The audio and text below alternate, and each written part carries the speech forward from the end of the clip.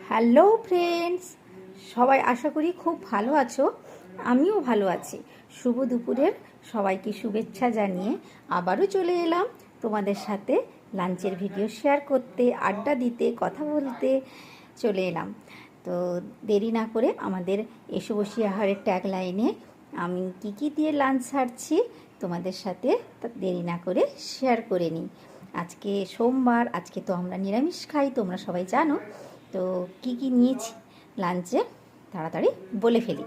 আজকে নিয়েছি ভাত, বেগুন আলু সিদ্ধ করে মাখানো হয়েছে, আর নিয়েছি আলু ভাজা, ঢ্যাঁড়স ভাজা, আর পাঁপড় ভাজা, আর একটু লেবু কেটে নিয়েছি। আর আছে মুগের ডাল, আলু পোস্ত, বাঁধাকপির তরকারি, আর একটা আম কেটে নিয়েছি। তো এই দিয়ে আমি আমার লাঞ্চটা সারছি।